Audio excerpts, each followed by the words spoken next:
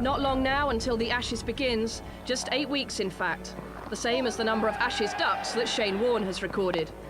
That's 7 more than his teammate Damien Martyn, who averages an impressive 54 against England, which also happens to be the number of days between now and the start of the first test on July the 21st. Here's a number for you, 90. 90 miles an hour, or roughly speaking, the speed of an Andrew Flintoff delivery. Fancy facing that? Me neither. So we sent our Australian reporter to do it instead.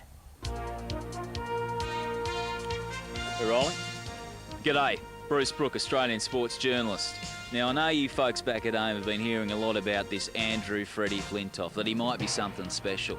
Well, you let Bruce Brook decide. 8 consecutive Ashes tours as reserve wicketkeeper. I think I know a thing or two about young bowlers. Come on, let's have a look at him. So, buddy, lovely to meet you. Lovely to meet you. We heard a lot about you back at home. You looking forward to the series against the Bangladeshis? Can't wait, yeah. My injury's got me quite ahead of schedule, so looking forward to getting out there and playing, yeah. Now, you're going to have a bit of a bowl against me. Yeah, I'm going to knock your head off. Terrific, terrific. Well, what you got to understand, Freddie, is we're weaned on fast bowling in Australia. We love it. I love the feeling of the ball coming onto the body. You know what I mean? Yeah, you should be all right then. Oh, yeah, nice, nice. Just short of a good length, buddy. Never a good idea. Lovely. He's going to go to his grandkids one day. Grandad, Freddie, tell us about the time you bowled at Brookie, and he'll say, no, I don't want to tell you about that. I want to tell you about the time that Brookie taught me how to be an Ashes cricketer. You with me? All right, kid, lovely.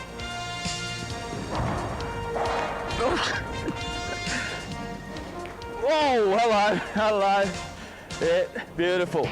I'll be writing to Ricky Ponting about that one, telling him to watch his noggin on that one. Yeah. No, there's some good signs there, buddy. All right, was it? Yeah, I think you might have a career in front of you. Yeah, you might make the test side one of these days. Cheers, mate. Thanks. Beautiful, mate. No, you tell them Brookie sent you. All right, buddy. You nearly took my head off a couple of times there. Yeah, it's a yellow T-shirt, mate. Yeah, I thought so, I thought so. Now, mate, I'm told this is actually going to be your first series against Australia, is that right? Yeah, I've played 2 one-day internationals against him, but as of yet, I've not played a test match against Australia, so it's something I'm desperately looking forward to, and so are the rest of the lads. What, is that because you've been a bit scared, or what?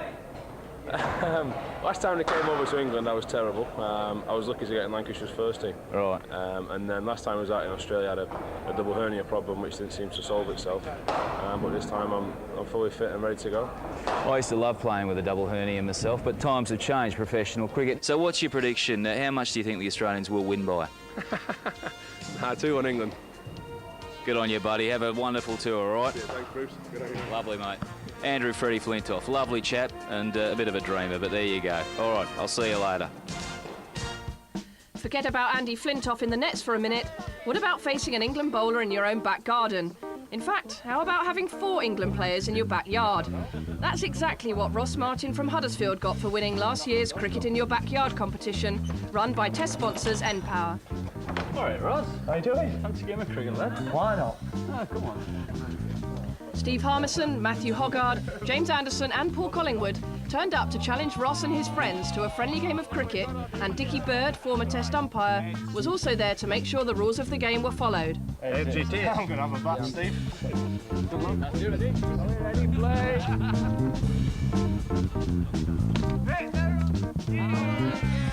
Even today's test players had to start somewhere. I think painted stumps on a wall and it's a tennis ball and half a broken bat, and I think so I'd play all day, to be honest. But now I think everybody that's played the game of cricket has always started from the backyard, so we need this sort of stuff.